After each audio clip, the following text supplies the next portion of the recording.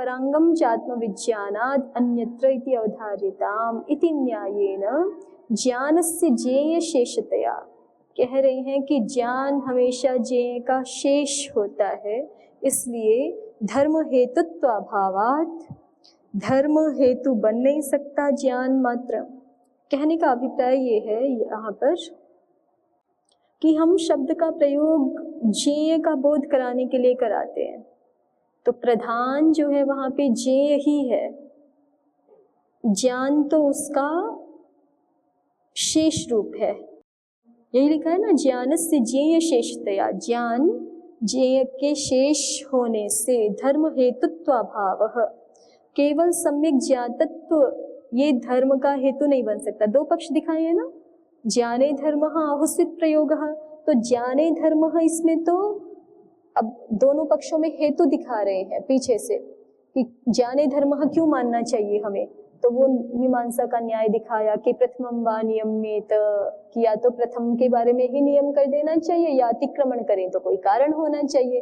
तो इस न्याय से तो प्रथम पक्ष सिद्ध होता है ना कि पहले सम्यक ज्ञातः पढ़ा है तो सम्यक ज्ञातः को ही काम दुख होने में हेतु मान ले, माने धर्म की उत्पत्ति में हेतु मान ले। और फिर दूसरा पक्ष कैसे बनेगा, आहोस्वित प्रयोग है, इसमें भी तो कुछ मूल होना चाहिए ना, इसका आधार कुछ होना चाहिए इस द्वितीय पक्ष का। तो इसका आधार इस न्याय को उद्धृत कर रहे हैं, सर्वत्रैव हि विज्ञानम संस्कारत्वेन गम्यते परांगम चात्म विज्ञानात् अन्यत्र इति अवधारिता। पहली पंक्ति को ही विशेषतः इनको उद्धृत करना है कि शब्द के संदर्भ में संस्कार तो शब्द का ज्ञान ही है, अन्य कोई संस्कार शब्द का होता नहीं है। ज्ञान के अतिरिक्त अन्य कोई ज्ञान जन्य संस्कार शब्द का है नहीं। तो इसलिए ज्ञानस्य ज्ञेय शेषतया, ज्ञान ज्ञेय से संबद्ध है, ज्ञेय ही प्रधान है वहाँ पे, ज्ञान तो उसका शेषभूत है, अंगभूत है। इसलिए जब ज्ञेय प्रधान हो गया माने प्रयोग प्रधान हो गया, अर्थ को प्रकट करना प्रधान हो गया, तो इसलिए धर्म हेतुत्व अभाव, केवल ज्ञान धर्म में हेतु नहीं बन सकता है। प्रयोगांगतया दृष्टार्थत्वाच्च, क्यों नहीं बन सकता है ज्ञान धर्म में हेतु, प्रयोगांगतया, कि वो तो प्रयोग का अंग मात्र है, सहायक मात्र है। और दृष्टार्थत्वाच्च, और शब्द का तो दृष्टार्थ है, माने शब्द का प्रयोग किया तो उससे तो वो शब्द दूसरे को सुनाई पड़ गया, उसका प्रयोजन पूरा हो गया, तो वो उसका एक फल मिल गया ना, वो तो साक्षात फल प्रदायक है शब्द तो उससे अपूर्व रूप धर्म की उत्पत्ति कैसे मानी जाए, क्योंकि उसने तो दृष्ट फल प्रदान कर दिया। ठीक है, तो उससे अदृष्ट फल की भी उसी से प्राप्ति होगी, ऐसा नहीं माना जाना चाहिए। प्रयोगांगतया दृष्टार्थत्वाच्च प्रयोगस्य फलं प्रति सन्निहितत्वाच्च, प्रयोगस्य फलं प्रति सन्निहितत्वात्, और प्रयोग जो है वो फल के निकट है, प्रयोग जो है वो फल के निकट है। सम्यक ज्ञातः पहले पढ़ा है, फिर आगे सुप्रयुक्तः पढ़ा है, सुप्रयुक्तः कामधुग् भवति, प्रयोग फल के अधिक निकट भी है। तो ये हेतु दे रहे हैं सारे द्वितीय पक्ष में कि द्वितीय पक्ष माने प्रयोग में ही धर्म मानना चाहिए। क्यों मानना चाहिए, क्योंकि केवल ज्ञान में धर्म हो नहीं सकता, ज्ञान तो ज्ञेय का शेष रूप है। दूसरा कहा कि ये जो प्रयोग है ना वो, अच्छा ये जो तीन बातें कही हैं वो पहले कह रहे हैं कि ज्ञान धर्म का हेतु क्यों नहीं बनना चाहिए, केवल सम्यक ज्ञातत्व से ही धर्म की उत्पत्ति होती है, ये क्यों नहीं मानना चाहिए। तो पहला कहा ज्ञेय शेषतया, क्योंकि ज्ञान तो ज्ञेय की दृष्टि से अप्रधान है, ज्ञान उसी ज्ञेय का ही शेषभूत है। दूसरा कहा प्रयोगांगतया, ज्ञान प्रयोग का ही अंग है। और दृष्टार्थत्वाच्च, ज्ञान जो है वो दृष्टार्थ हो गया, इसलिए ज्ञान से ही धर्म की उत्पत्ति नहीं माननी चाहिए। और प्रयोग जो है वो फल के प्रति सन्निहित है, इसलिए प्रयोग से फल की माने धर्म की उत्पत्ति माननी चाहिए। ये सारे हेतु दिखाए जा रहे हैं। मूल पे वापस आ जाइए। किम पुनः शब्द से ज्ञाने धर्मः आहोसित प्रयोगे। समाधाता ने कहा कश्चात्र विशेष, कि हम शब्द के ज्ञान में धर्म माने या मांगने या प्रयोग में धर्म माने, इससे क्या फर्क पड़ता है कि कश्चात्र विशेष, इन दोनों प्रयोगों में, इन दोनों पक्षों में विशेष क्या है, भेद क्या है, क्या दिखाई पड़ रहा है आपको, क्या समस्या आ रही है कि आपने ये दो पक्ष बना दिए। तो जिज्ञासु कहता है जाने धर्म इति चेत तथा धर्म, केवल ज्ञान मात्र में ही धर्म मान लेंगे तो फिर जैसे ज्ञान में धर्म मानेंगे वैसे फिर अपशब्दों को जानने से अधर्म भी होगा।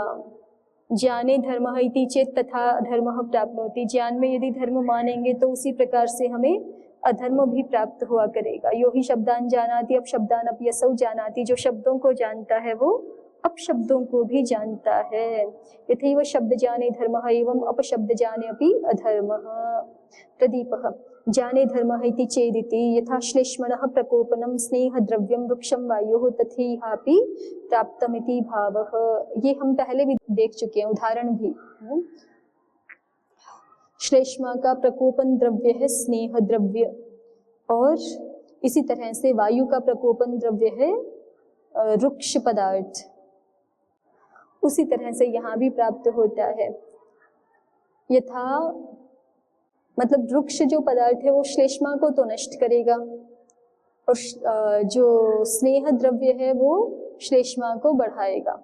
उसी तरह से वायु के संदर्भ में उल्टा है, वायु को वृक्ष द्रव्य तो प्रकोपित करेगा लेकिन स्नेह द्रव्य वायु को शांत करेगा। उद्योतकार कह रहे हैं तथा धर्म जनक ज्ञान विपरीतत्वात्, तो धर्म जनक ज्ञान के जो विपरीत है तो उसके विपरीत होने से तद विपरीत जनकत्वेन, वो उसके विपरीत धर्म को भी तो उत्पन्न करेगा।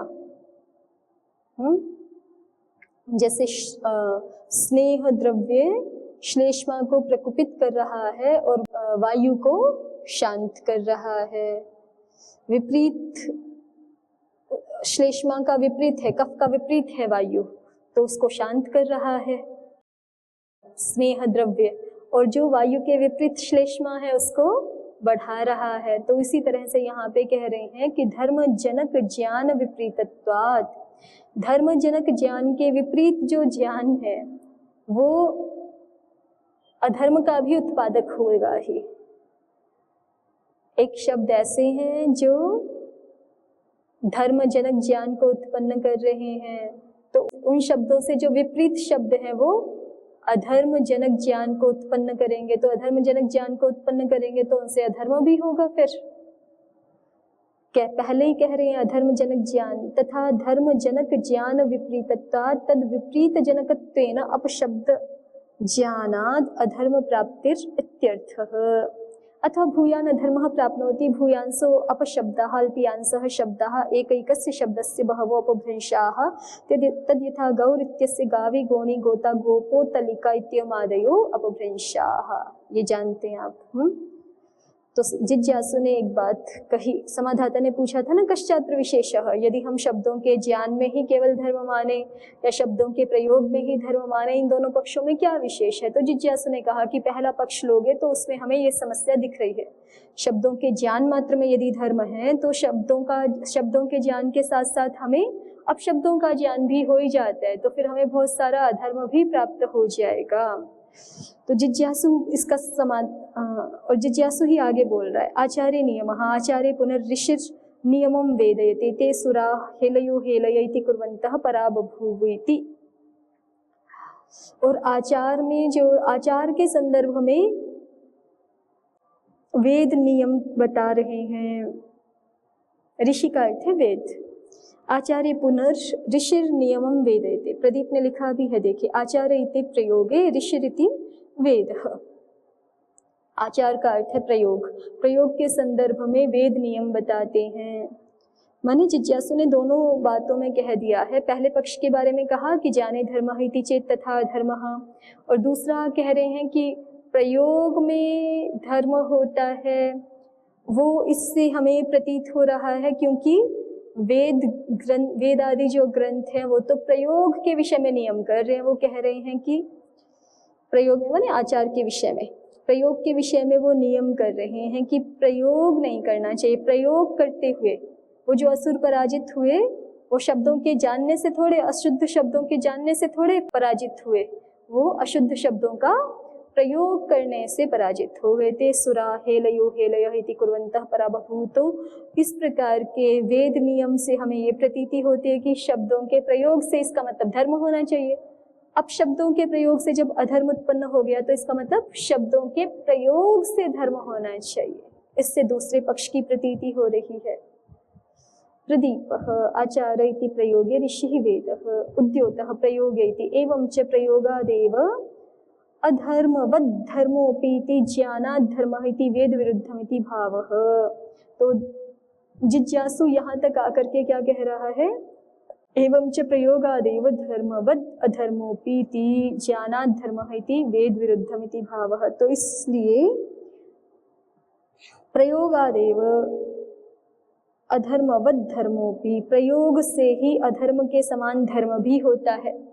माने जैसे अब शब्द के प्रयोग से अधर्म हुआ, ते सुरा हेलयो हेलयः कुर्वन्तः पराबभूः, इस प्रसंग में जैसे प्रयोग से अधर्म हुआ ना, अब शब्दों के प्रयोग से अधर्म हुआ, उसी प्रकार से साधु शब्दों के प्रयोग से धर्म होगा। एवं च प्रयोगादेव धर्मवद् अधर्मोऽपि, प्रयोग से ही अधर्म के समान धर्म भी होगा। इति ज्ञानाद् धर्मः इति वेद विरुद्धम् इति भावः। तो इसलिए जो प्रथम पक्ष है ज्ञानाद् धर्मः, ये वेद विरुद्ध है।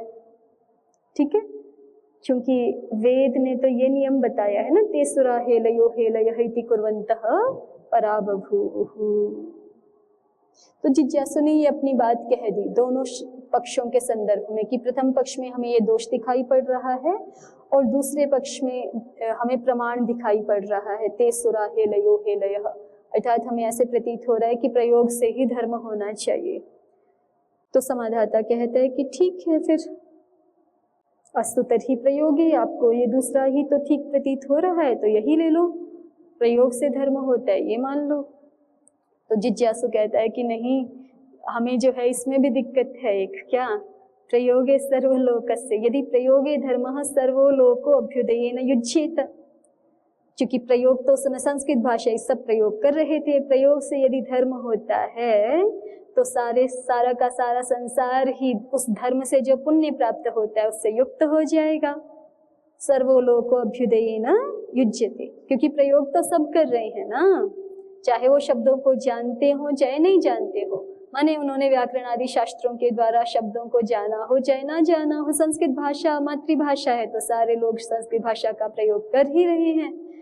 तो जैसे ही समाधाता ने कहा कि आपको ये वाला पक्ष ठीक लग रहा है कि प्रयोगाद् धर्मः, तो यही ले लो, तो फिर उसने समस्या दिखाई जिज्ञासु ने कि फिर तो प्रयोगे सर्वलोकस्य, यदि प्रयोगे धर्मः सर्वलोको अभ्युदयेन युज्येत, प्रयोग में धर्म मानोगे तो सारा का सारा संसार ही अभ्युदय से युक्त हो जाएगा।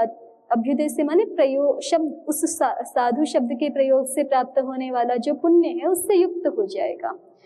तो समाधाता कहता है इसमें आपको क्या समस्या है, सबकी उन्नति में, सबको यदि कुछ मिल रहा है तो उसमें आपको क्या समस्या, कश्चिदानीं भवतो मत्सरः यदि सर्वलोको अभ्युदयेन युज्येत। तो इसमें आपको कौन सा मत्सर भाव उत्पन्न हो रहा है अगर सारा लोक अभ्युदय से युक्त हो जाए, ये तो अच्छी बात है। जिज्ञासु कहता है न खलु कश्चिन मत्सरः, हमें कोई मत्सर नहीं हो रहा है, लेकिन इसमें हमें एक समस्या दिखाई पड़ रही है। प्रयत्न अनर्थक्यम तु भवति, जिस व्यक्ति ने व्याकरण शास्त्र को जाना उसके प्रयत्न का अनर्थक्य हो रहा है, क्योंकि ज्ञान से तो कुछ फल प्राप्त हुआ नहीं, फल तो प्राप्त किससे हो रहा है, प्रयोग से। और प्रयोग तो सारे लोग समान ही कर रहे हैं, चाहे जिसने शास्त्र पढ़ा या जिसने नहीं पढ़ा। ठीक है, प्रयोग तो सारे लोग समान ही कर रहे हैं और आप कह रहे हैं प्रयोग से ही धर्म होता है। तो इसमें ये समस्या है, प्रयत्न अनर्थक्यम तु भवति, जो व्याकरण आदि शास्त्र विषयों में प्रयत्न किया गया वो उस प्रयत्न का अनर्थक्य प्राप्त हो रहा है और ऐसा होना नहीं चाहिए। फलवतांच नाम यत्नेन भवितव्यम, जो कोई भी यत्न किया जाए वो फलवान ही होना चाहिए, उसको निरर्थक नहीं होना चाहिए किसी भी यत्न को। न च प्रयत्न फलाद् व्यतिरेच्यः, प्रयत्न को फल से अलग नहीं करना चाहिए, फल से पृथक नहीं करना चाहिए। प्रदीपः न च प्रयत्नः फलाद् व्यतिरेच्यः यदि प्रयत्नेन विना फलम स्यात्। अगर प्रयत्न को फल से अलग कर देंगे तो इसका मतलब प्रयत्न के बिना फल हो रहा है ना, और प्रयत्न के बिना फल हो रहा है तो यदि प्रयत्नेन विना फलम स्यात् प्रयत्न वैयर्थ्यम आपद्येत इत्यर्थः। स्पष्ट है? अगर प्रयत्न के बिना फल होने लगेगा तो प्रयत्न की व्यर्थता का दोष आने लगेगा।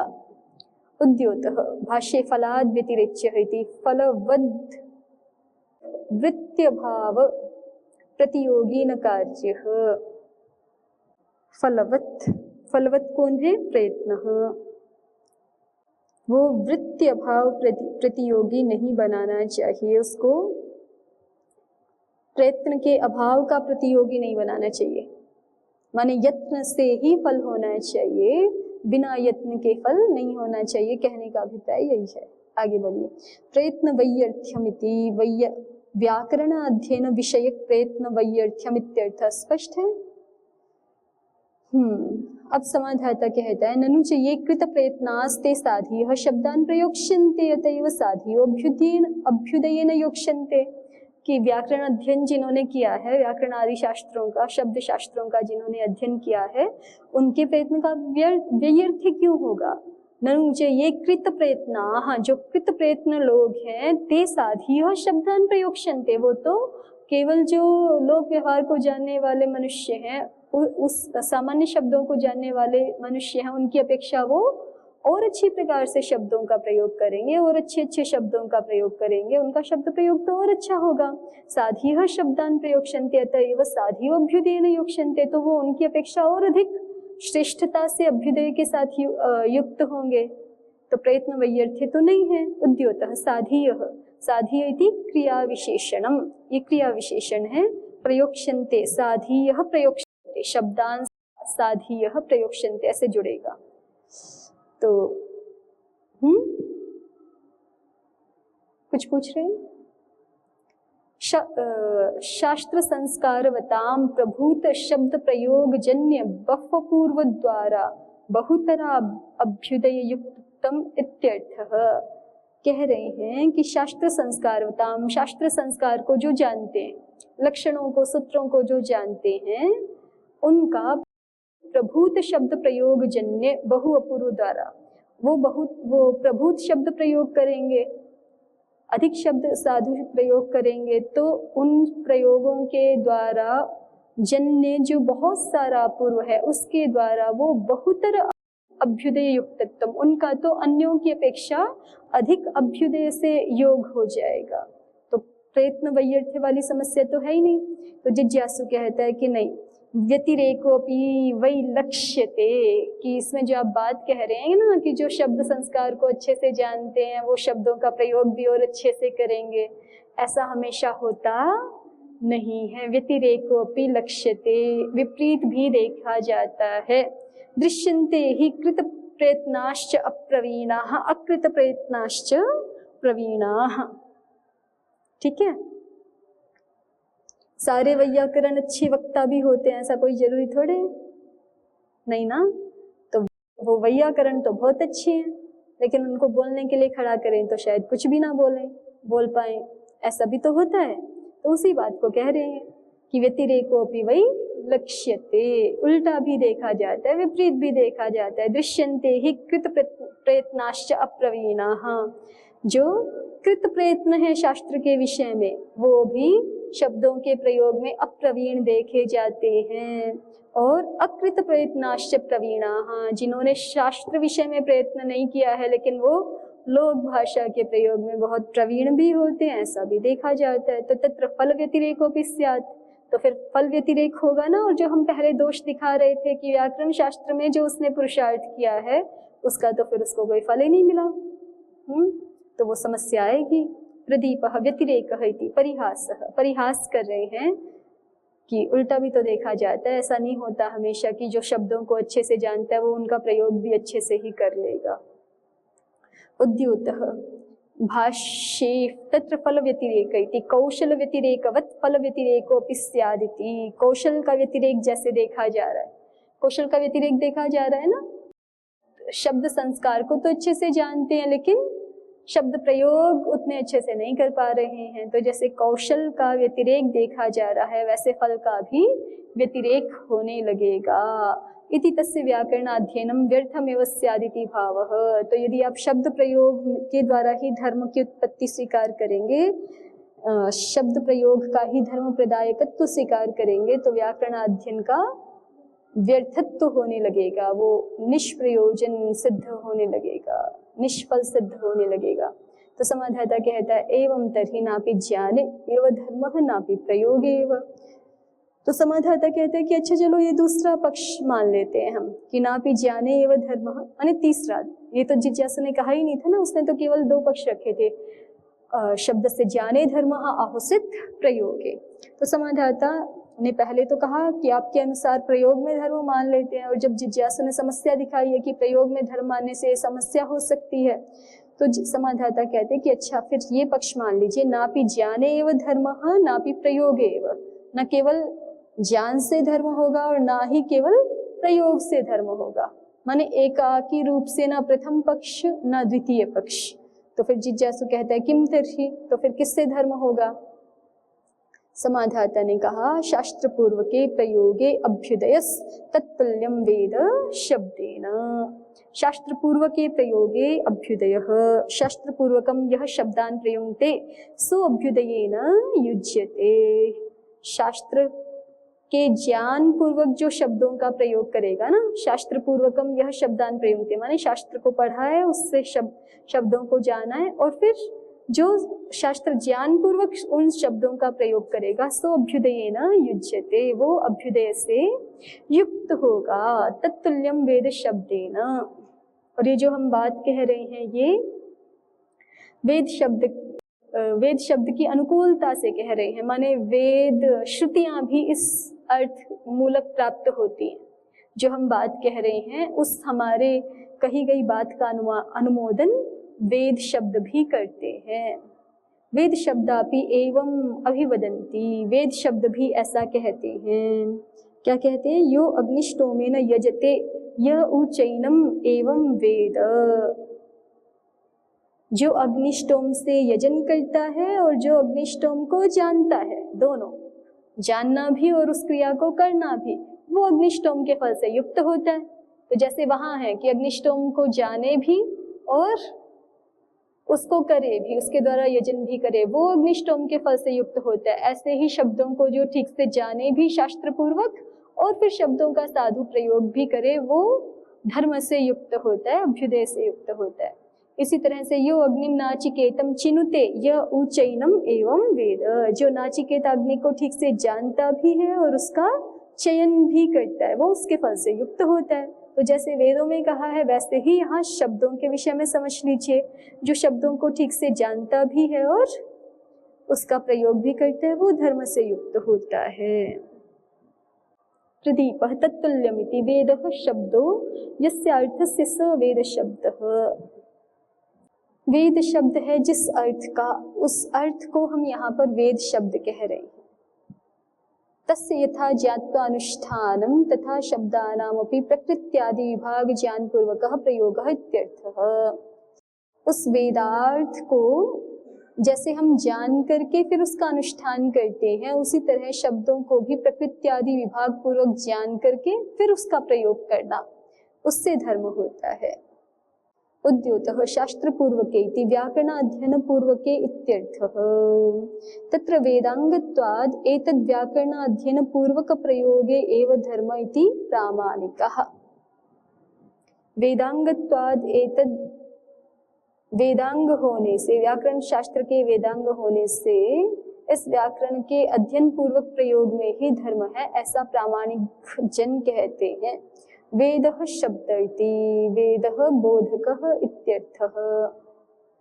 वेदः बोधकः यस्य अर्थस्य, प्रदीप ने प्रथम पंक्ति में लिखा है ना, वेदः शब्दो यस्य अर्थस्य। शब्द का अर्थ उद्योतकार बोधक ऐसा कर रहे हैं, वेदः बोधकः यस्य अर्थस्य। वेद है बोधक जिस अर्थ का, उसको हम यहाँ उस अर्थ को ही वेद शब्द कह रहे हैं, वेद बोधकः अर्थः। ठीक है, प्रमाणम इत्यर्थ हुआ, या फिर शब्द का अर्थ प्रमाण कर लेंगे। वेद है प्रमाण जिस अर्थ का। तस्य यथेति, तस्य यथा य ऊचैनम वेद इति ग्रंथेन वेदतो ज्ञात्वा अनुष्ठानं फलायोक्तम। य ऊचैनम वेद, य ऊचैनम वेद, ये जो कहा है इस ग्रंथ से ये बता रहे हैं कि वेद से उसको उस क्रिया को ठीक ठीक जान करके समझ करके फिर जो अनुष्ठान किया जाता है वो फलायोक्तम, उस अनुष्ठान को फल के लिए कहा गया है, माने वो अनुष्ठान फल की प्राप्ति कराएगा, ऐसा कहा गया है।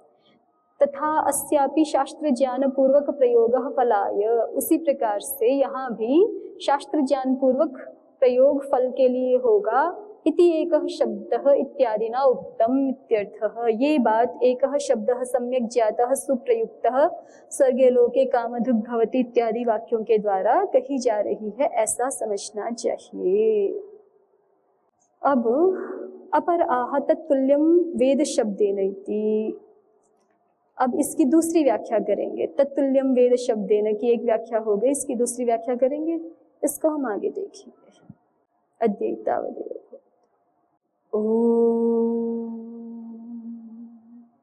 शांति शांति शांति।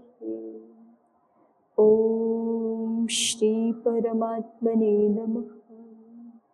ओम श्री गुरुभ्यो नमः। ओम सर्वेभ्यो